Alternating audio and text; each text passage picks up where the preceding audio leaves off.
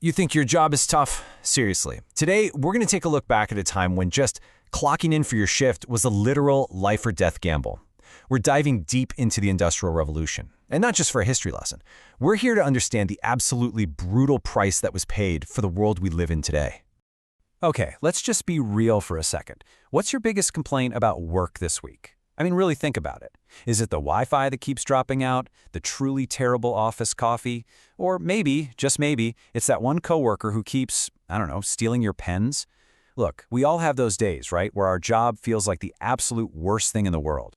But what if I told you that our worst day at the office is an absolute luxury compared to the daily reality for workers back in the 19th century? See, the problems they were facing were, well, they were a little different. We were talking about an era where the biggest cruelty wasn't a mean boss, but the simple expectation that you show up at all. Why? Because your job was literally designed to kill you. All right, so let's start with a job that sounds almost charming, right? A matchstick girl. Their whole task was pretty simple. Just dip match heads into a chemical mixture all day long.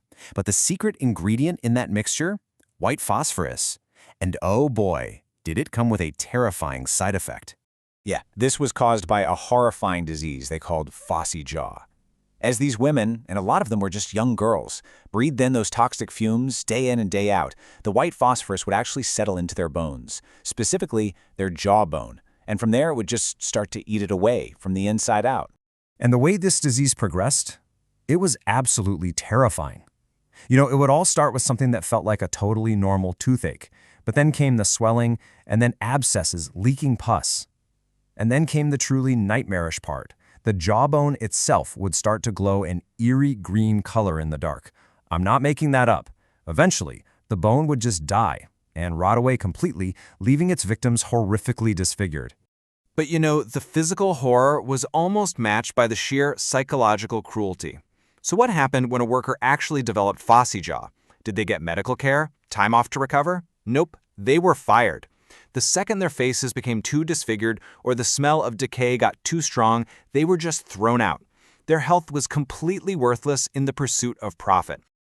And the thing is, the match girls weren't alone in this. This was a whole pattern of poison, really, all driven by the demand for cheap, colorful new products. Take the case of Matilda, a 19-year-old who made artificial flowers. The beautiful, vibrant Scheele's green dye she worked with every single day, it was loaded with arsenic. She died after suffering from horrible skin lesions and, get this, vomiting a bright green liquid.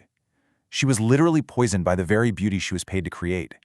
This whole culture of just disposability was maybe most obvious when it came to the smallest workers. If you thought the adult experience was bad, the way they treated children was on a whole other level of horror. In this era, you see, children weren't just workers, they were basically considered tools, cheaper and way more expendable than a piece of machinery. 4. Just let that sink in. 4. That's not a typo. That was the age some children actually started working.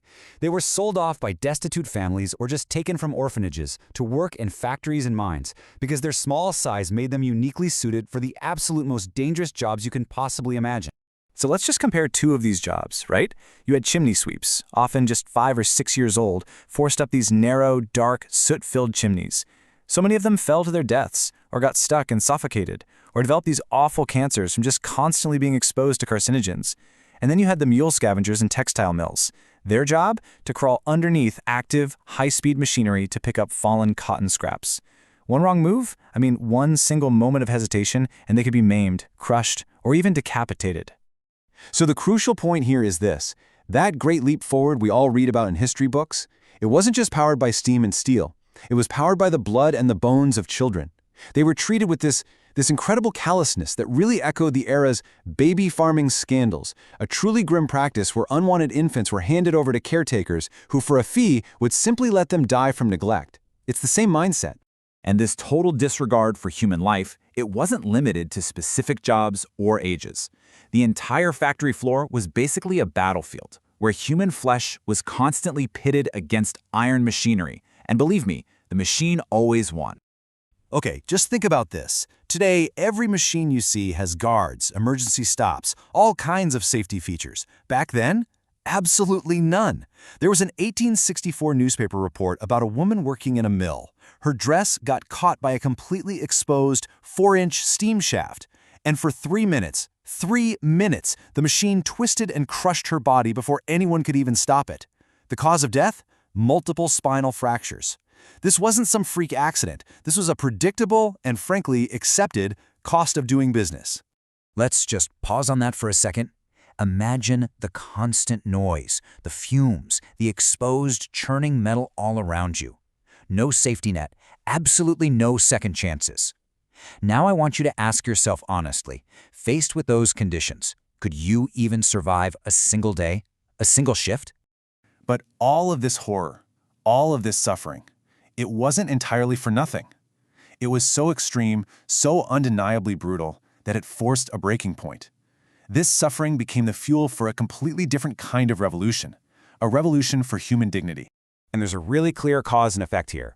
You have the unchecked horrors of the early 1800s, which then gave rise to worker uprisings. The very same match girls we talked about, they eventually organized and went on strike, demanding safer conditions and an end to white phosphorus.